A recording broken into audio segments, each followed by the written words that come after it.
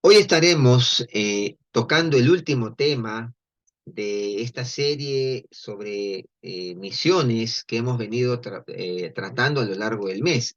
Ustedes saben que nuestra iglesia del INSE, el mes de octubre es un mes misionero y hemos tratado diferentes temas. Tuvimos nuestro congreso misionero del 15 al 22 y hoy, al ser el último día del mes de octubre, el último domingo, queremos cerrar con un tema que siempre será pertinente y siempre será necesario meditarlo.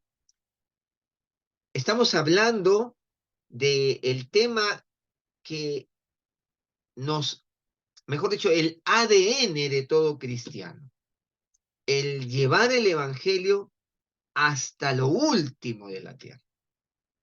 Hermano querido, el creyente verdadero tiene como ADN la evangelización y las misiones.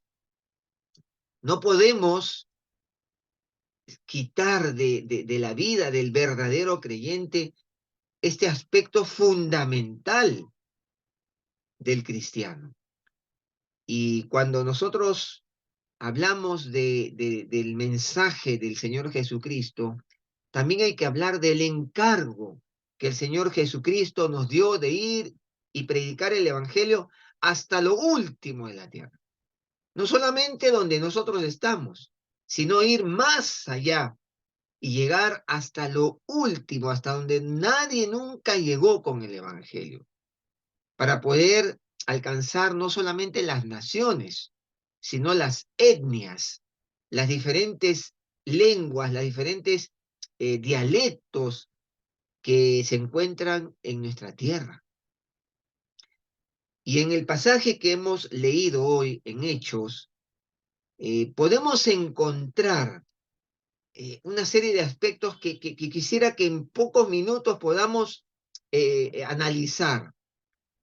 El Señor Jesucristo, ustedes saben, inicia su ministerio en la tierra diciéndole a la gente: el reino de Dios se ha acercado. Y ese es el mensaje que Jesús empieza a dar, y luego este mensaje está refrendado por pruebas de su poder, señales, prodigios, sanidades. Entonces la gente empieza a ver en Jesús la respuesta a sus más profundas necesidades e inquietudes. Ahora, vale decir que el pueblo de Israel vivía una etapa sumamente dura porque ellos habían estado siendo oprimidos por el imperio romano. Pero no solamente el imperio romano, porque antes también fueron oprimidos por el imperio griego, luego el medo-persa, el babilonio. O sea, venían a lo largo del tiempo siendo víctimas de la opresión. Pero cuando el Señor Jesucristo llega a la tierra, estaba vigente el imperio romano. Y cuando Jesús empieza a anunciar su evangelio, la gente ve en Jesús una esperanza de liberación. Y entonces ellos empiezan a mirar a Jesús como la respuesta a sus tremendos problemas políticos, sociales, económicos y a su gran problema de esclavitud y de sometimiento. Ahora, imagínense ustedes, en esos 3 años Jesús predicando su evangelio, hablando del reino de Dios, hablando de que Dios tiene grandes planes para su pueblo, y de pronto Jesús termina crucificado y muerto en una cruz. Póngase usted a pensar, pongámonos a pensar en el corazón de la nación de Israel. Vino pues una tremenda desilusión. Llegó al corazón de este pueblo sufriente una profunda desilusión. Se les acabó el proyecto de reino que ellos anhelaban volver a tener, como en aquellos tiempos del reinado de David, el reinado de Salomón, la época de expansión y la época de apogeo tremendo de Israel como nación. Muere el Señor Jesús en una cruz y las ilusiones se acaban, se extinguen. Pero luego el Señor Jesucristo resucita. Y cuando resucita, se reúne con sus discípulos, se reúne con aquellos que Él empieza a aparecerse, y dice la Biblia que se apareció como a 500.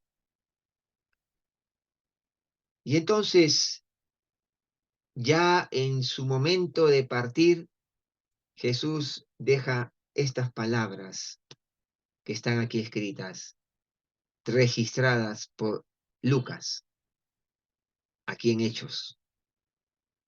Jesús resucita y le dice a su grupo más cercano, les enseña que el reino de los cielos efectivamente se ha acercado.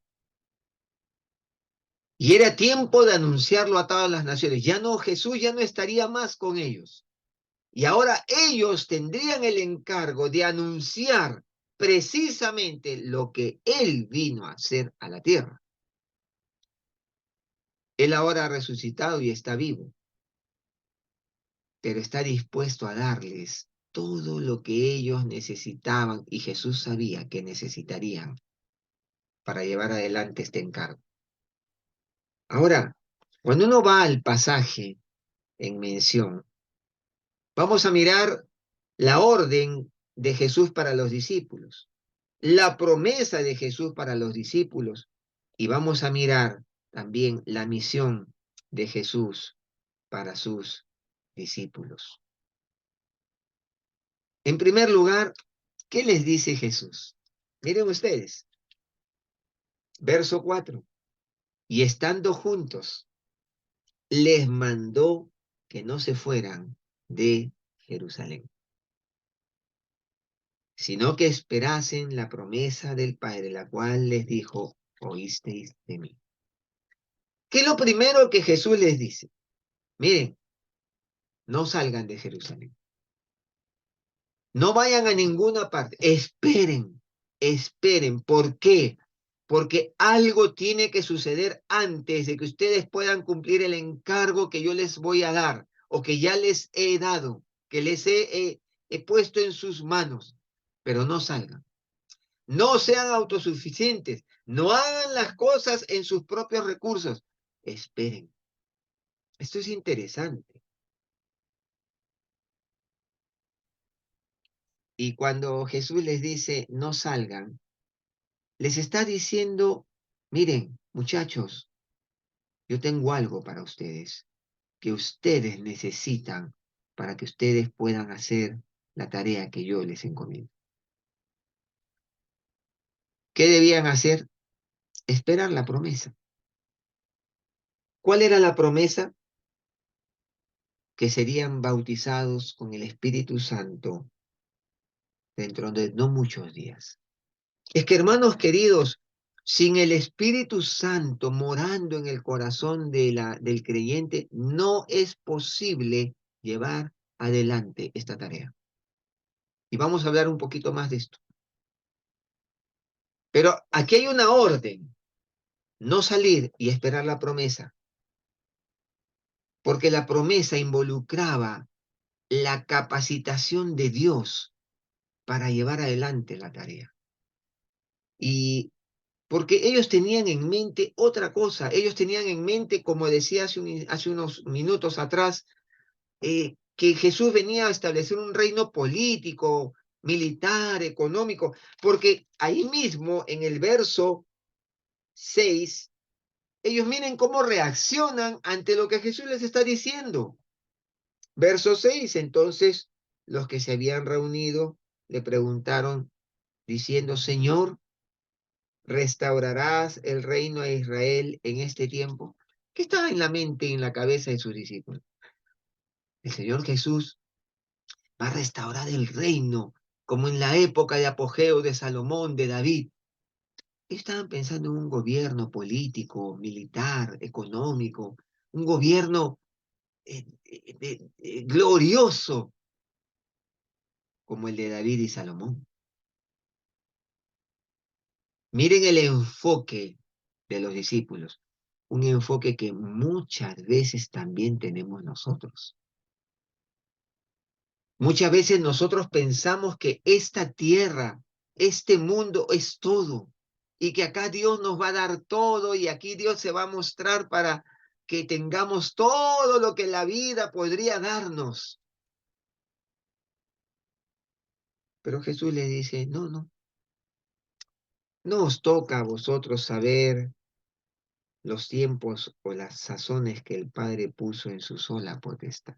Hermano querido, un día Cristo vendrá a esta tierra a gobernar y se establecerá su reino de manera física, real, concreta. Eso dice la Biblia,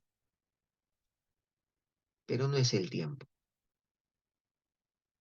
Y Jesús les dice, miren muchachos, no les toca a ustedes estar discutiendo o tratando de entender cuándo será todo esto.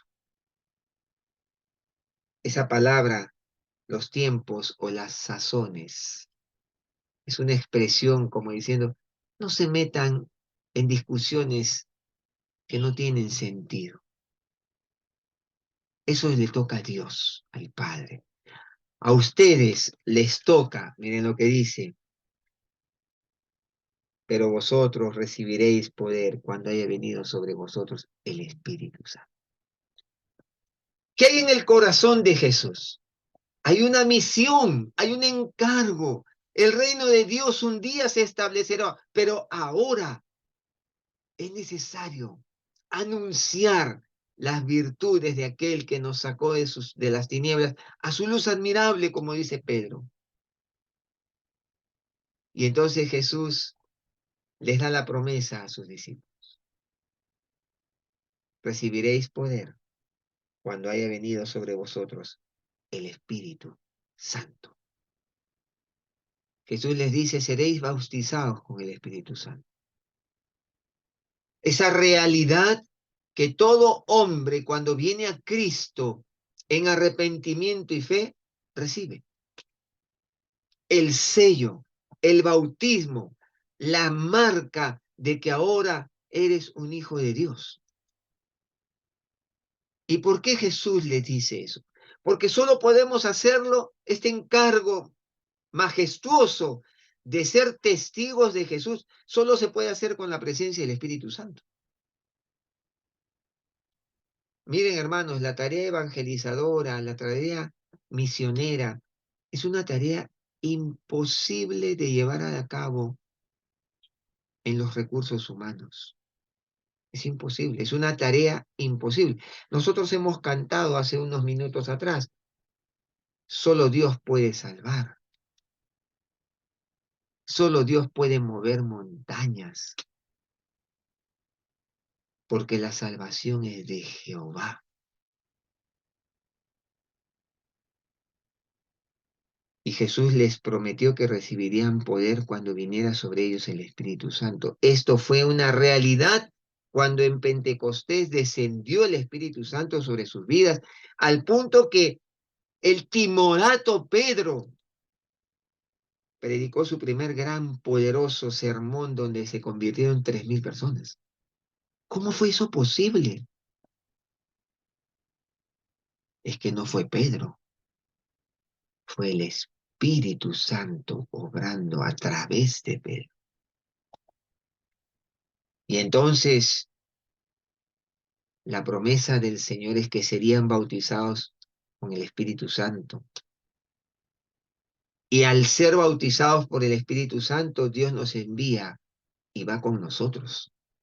Como bien lo dice Mateo 28:20. Jesús nos envía, por tanto, id y haced discípulos a todas las naciones. A todas las naciones. Jesús es quien nos comisiona, quien nos envía. Y si lo hace Él, entonces podemos tener la seguridad que Él suplirá todo lo que nos falte. Capacidades, recursos, sabiduría, dirección, aliento, sustento. Y podríamos seguir mencionando todo lo que podríamos pensar en nuestra cabeza que nos falta. Hermano querido, probablemente tú estás en un medio donde Dios te ha puesto y tú te sientes incapacitado para decirle a la gente que hay un Dios que los ama y tú puedes decir, pero ¿qué les puedo decir? ¿Cómo les puedo hablar? ¿Me van a rechazar? Hermano querido, si tú te aferras a la promesa del Señor Jesucristo, que Él es quien va contigo y Él que te capacita, tú te vas a sorprender de las cosas que Dios podría hacer a través tuyo. Permíteme contarte un testimonio reciente. Yo estuve la semana pasada en Cusco y yo suelo subirme a muchos taxis cuando estoy fuera de Lima por razones del trabajo. La anterior semana estuve en Arequipa, pero llevo volantes en la maleta de trabajo. Y ese volante me permite tener un contacto con ese taxista que son minutos simplemente. Y siento la profunda necesidad de hablarles de Cristo, porque, hermano, yo no sé qué pasará con su vida de ese hombre después que yo me bajo del taxi. Y entonces me pasó algo tan curioso, empecé a hablar con una persona y le hablaba del clima y le hablaba del cambio climático y cómo nos hemos alejado del diseño original de Dios. Y empecé a hablarle del Señor y del amor de Dios. Y te puedes sorprender de cómo Dios puede usar esa pequeña limitación, esa pequeña conversación para encender una profunda necesidad en persona. Y recuerdo a este hombre que de pronto se le abrieron los ojos cuando le empecé a hablar del amor de Dios. Y me agradeció al final, me dijo, gracias, yo justo estoy necesitando eso. Créeme, yo me bajé sorprendido. Y yo dije, Señor, ¿cómo eres tú? Tú conoces el corazón humano y solo tú puedes llegar a él. Y una persona que aparentemente parecía que no le interesaba nada de Dios, de pronto me agradeció y me recibió el volante y me dijo, sí, yo lo voy a leer, lo voy a hacer. Y yo ni por aquí pensé que eso podría suceder, porque es el Espíritu Santo, porque Jesús va con nosotros. Y Él dice, he aquí yo estoy con vosotros todos los días hasta el fin del mundo. En realidad Jesús estaba diciendo, poned ahora atención especial a lo que estoy a punto de deciros. Eso es en paráfrasis. Porque es lo más importante de todo. Yo mismo, el divino y resucitado y viviente y eterno Señor, estoy con vosotros. Yo mismo, el resucitado, viviente, eterno y divino Señor, estoy con vosotros. ¿Cuándo? Una vez a la semana, 3 veces por semana, de 7 a 10 de la mañana. No, todo el tiempo, todos los días. ¿Hasta cuándo? Hasta el fin del mundo. ¿Te has puesto a pensar en eso, querido hermano? Hasta el fin del mundo. Jesús nos está diciendo, jamás os dejaré solos. Y Él nos ha prometido su presencia de manera ininterrumpida, aun cuando tú te sientas solo, aun cuando en esos momentos de debilidad, en esos momentos de frustración, donde te puedes sentir, y nos hemos sentido solos todos, ahí también está el Señor. Cuando parece que te han abandonado, te han traicionado, ahí está también el Señor, a tu lado. Aunque no lo veas, no lo sientas, y aunque te sientas tan aislado.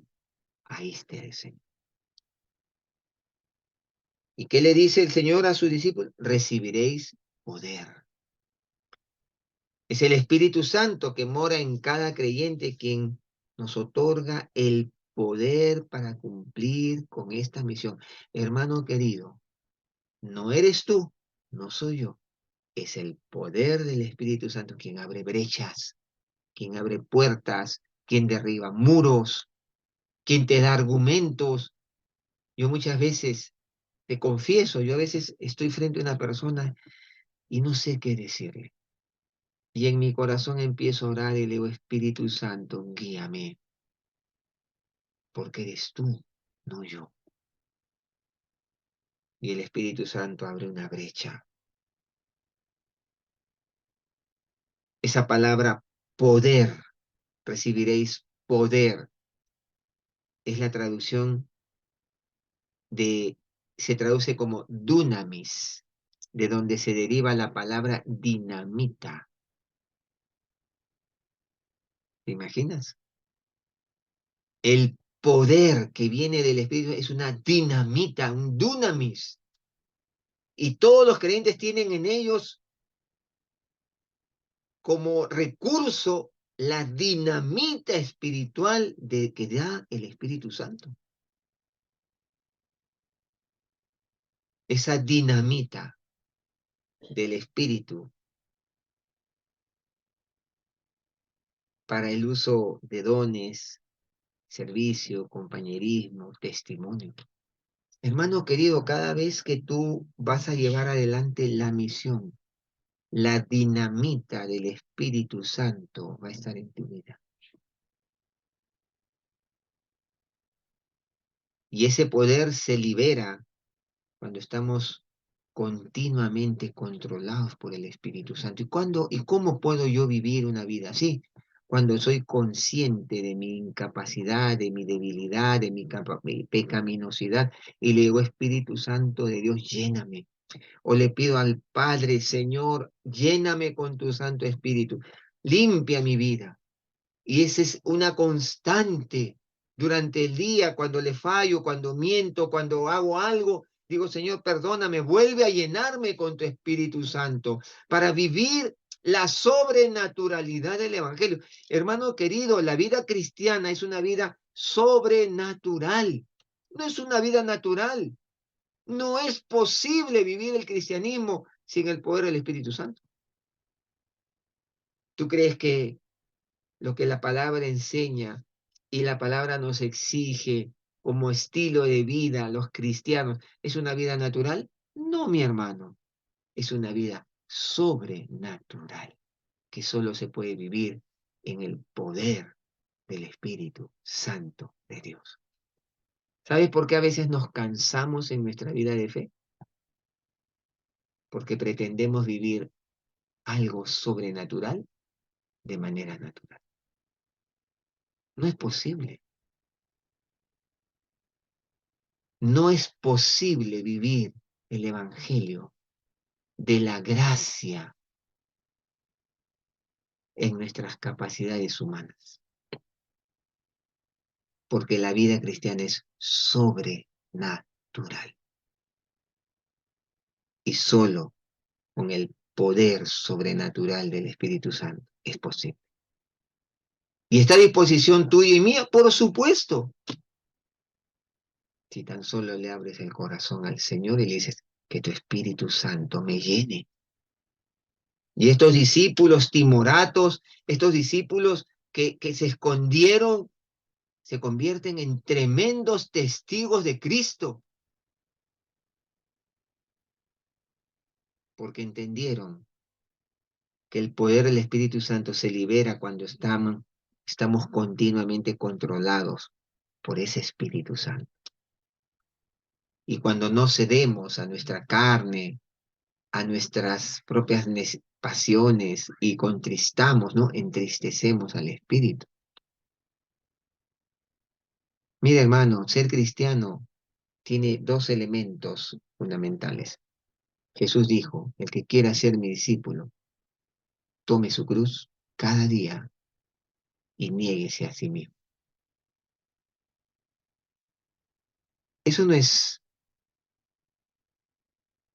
es cómodo, ¿no? Ser cristiano implica renuncia. Jesús nunca prometió a nadie vidas esplendorosas. Jesús prometió una vida maravillosa, su presencia, su poder, pero a un costo.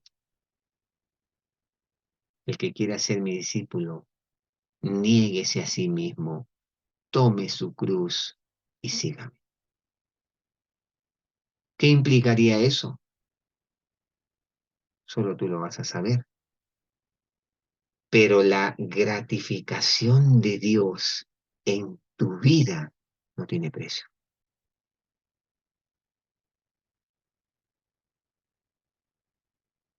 Ese era el poder que recibirían los discípulos. Y habiendo recibido ese poder, entonces, ¿cuál era la misión para esos discípulos? Ser testigos de Dios. Mire el orden. Había un encargo, no se vayan de Jerusalén. Van a recibir una promesa. ¿Por qué Jesús lo dice? Porque Jesús te está poniendo de plano un tema importantísimo. No puedes hacer la tarea tú. Espérate, espérate. Yo te voy a capacitar. Jesús hace esto para que sus discípulos entiendan que no eran en sus recursos, eran los recursos suyos. No vayan a salir corriendo, despavoridos, ya yo lo hago. No, no, no, espera la promesa. La promesa Jesús se las explica como yo les he estado hablando.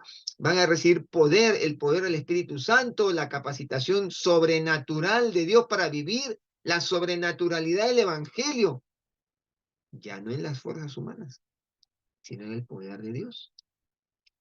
Y ahora, teniendo claro eso, les da la misión. ¿Cuál era la misión? Recibiréis poder cuando haya venido sobre vosotros el Espíritu Santo y me seréis testigos. Ahí está, me seréis testigos. ¿Quién es un testigo? Ser testigo de Cristo es nuestro propósito en la vida. Mira, hermano, si tú eres un cristiano redimido por la sangre de Cristo, si yo soy un cristiano, un creyente en Jesucristo, transformado, convertido por la obra del Espíritu Santo en mi vida, ser testigo es mi propósito de vida. Es la razón de ser de mi vida. Testigos son aquellos que ven algo y lo cuentan a otros. Una vez me citaron a un penal, a una sala de juicio me citaron como testigo. ¿Y por qué me citaron? Porque yo fui testigo de algo que vi. Entonces, el que estaba siendo enjuiciado me dijo, el señor Meyer fue testigo, él vio. Entonces yo fui, me citaron y fui ahí a la sala de juiciamientos en un penal de la ciudad. Y el fiscal me preguntó, ¿usted vio esto? Sí, efectivamente, yo vi esto. Y el fiscal, pues a uno lo trata de enredar, ¿no? No, no, señor, un momentito. Yo vi esto y aquello. Y se acabó. Es todo lo que yo vi. Yo soy testigo de eso. Eso es ser un testigo. Ser preciso. Y entonces, por eso el apóstol Juan, en su primera carta, en el capítulo 1, verso 1 y 2, va a decir, lo que era desde el principio, lo que hemos oído, lo que hemos visto con nuestros ojos, lo que hemos contemplado y palparon nuestras manos tocante al verbo de vida, hemos visto y testificamos y os anunciamos. Tremendo. ¿Qué has visto en tu vida tocante al verbo de Dios? ¿Has visto la obra de Dios en tu vida? ¿Has visto la bendición de Dios sobre tu vida? ¿Has visto el obrar de su Espíritu Santo en tu carácter, en tu manera de ser, en tu interior? ¿Has visto la presencia de Dios llenando el vacío de tu corazón? Pues eso testificamos y anunciamos, dice Juan. Mira, querido hermano, la gente te puede refutar la Biblia, la iglesia, la doctrina, todo lo que tú quieras. Pero hay algo que nunca nadie podrá refutar, la obra de Cristo en tu vida. ¿Te acuerdas del ciego que nació ciego de nacimiento? Hay un pasaje en la Biblia muy interesante, ¿no? El hombre que nació ciego. Y Jesús llega donde este muchacho y lo sana. Y entonces luego vienen los fariseos y tratan de investigar qué pasó. Y entonces dicen, este es el muchacho, el hombre que nació ciego, sí. Y le preguntan a los padres, miren, yo no sé, sí es nuestro hijo, pero ¿cómo? Si antes no veía. Y entonces van donde el ciego sanado y le dice, ¿y qué pasó? Y él dice algo tan simple. Yo no sé si es el Mesías, no es el Mesías, lo único que sé es que yo era ciego y ahora veo, y se acabó. Y hermano querido, los fariseos no pudieron refutar eso, porque la evidencia era que este hombre era ciego y Jesús le dio la vista. Tú eras un ciego y Jesús te salvó. ¿Qué puede decir la gente ante eso? Tu vida es un testimonio viviente de lo que Dios ha hecho y contra eso no hay refutación alguna. Fueron tantos los cristianos que sellaron su testimonio con su propia sangre. La palabra testigo significa martures, ¿no? De donde viene la palabra mártir.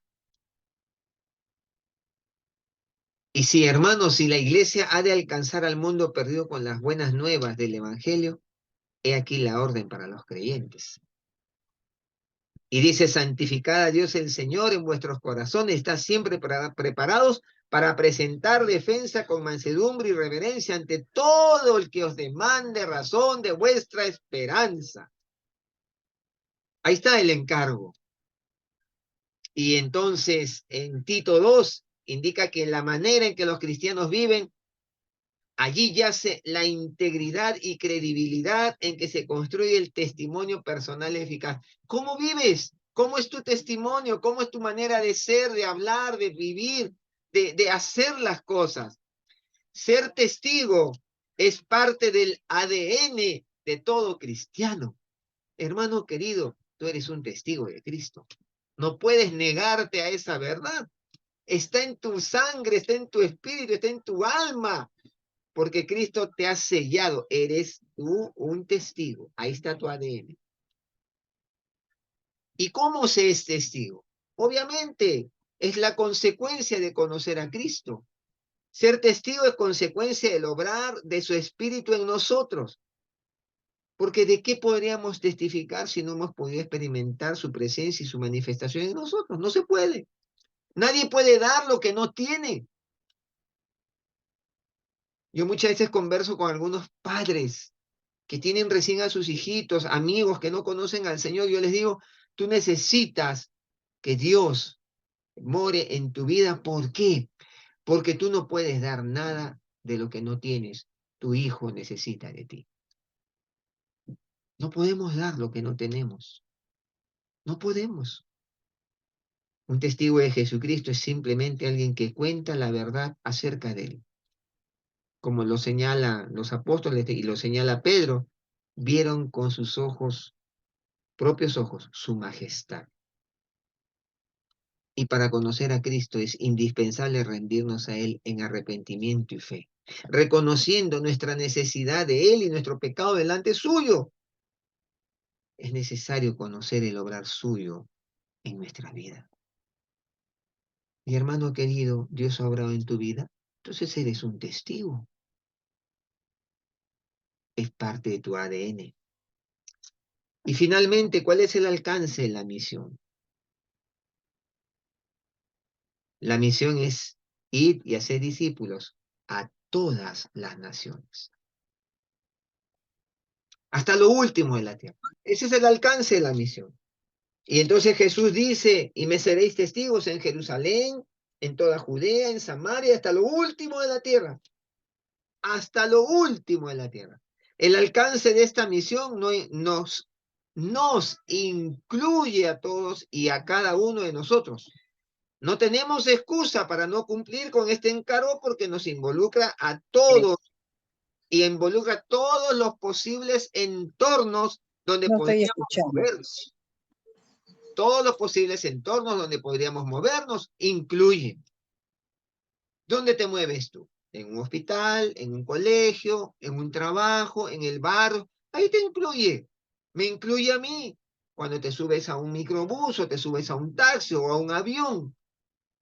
Tú eres un testigo y yo también lo soy.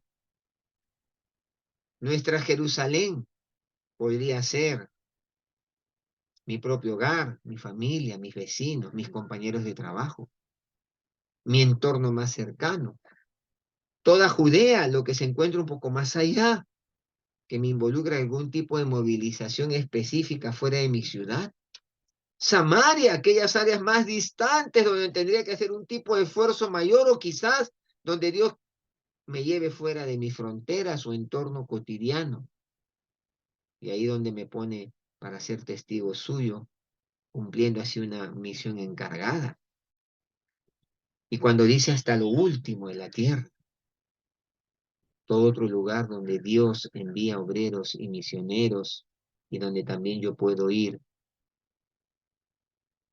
orando, ofrendando, animando a aquel que es enviado, cartas, WhatsApp, apoyo de algún tipo. Hermanos queridos, no hay tal cosa como que yo no puedo involucrarme en la misión hasta lo último de la tierra. Dios me llama a interesarme y a ver la manera de estar involucrado en su gran proyecto redentor a favor del hombre. Tú y yo no podemos ser ajenos a esto. ¿Sabes por qué, hermano? Tú y yo tenemos un ADN que nos caracteriza como cristianos.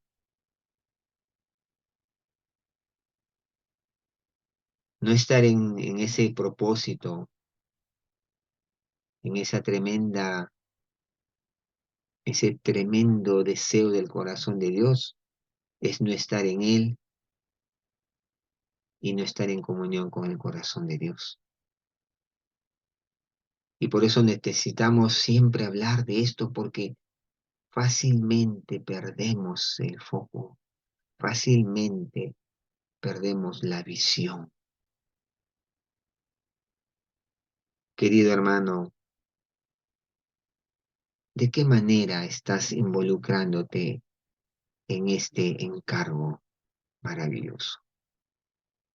Mira, ayer hemos celebrado como Iglesia Alianza 50 años del movimiento Lima Encuentro con Dios. Un movimiento que empezó con una iglesia de 120 miembros y que hoy son más de 70 iglesias alrededor de Lima y sus contornos, con miles de hombres y mujeres que han escuchado el Evangelio. ¿Sabes por qué? Porque hubo hombres y mujeres que entendieron esto. Y ahora Lima el Encuentro con Dios está enviando misioneros a todo el mundo, al interior del país, a las afueras de este país, a Latinoamérica, Europa, inclusive al África, porque hubo hombres que entendieron este principio de vida. Tú y yo estamos llamados. Tal vez Dios no te llame a la India, tal vez Dios no te llame a algún país de Latinoamérica, pero Dios te puede llamar a orar, a ofrendar. ¿Sabes qué, mi hermano? El ofrendar a la obra misionera es depositar dinero en el banco del cielo. ¿Te imaginas el día que tú llegues al cielo y alguien se te acerca y diga, por tus ofrendas, yo estoy aquí hoy? y te abrace. Y tú nunca lo supiste. Por tu oración yo llegué y mi familia está aquí en el cielo. Y tú jamás lo supiste. Por eso es que debemos atesorar en el cielo. Hermano, la vida no va a ser siempre aquí. El cielo y la tierra pasará. Un día estaremos con el Señor. ¿En dónde estás poniendo tus tesoros? ¿En lo que a Dios le interesa, como la salvación del hombre? Quiera Dios, querida iglesia, quiera Dios, que el Señor renueve en tu corazón esto. Hay un mundo necesitado. Mira, hermano, yo te lo digo, te abro mi corazón. Yo a veces digo, ¿será? ¿Me escuchará? Y cuando empiezo a hablar, me sorprende. Dios me dice, ¿te das cuenta que hay necesidad?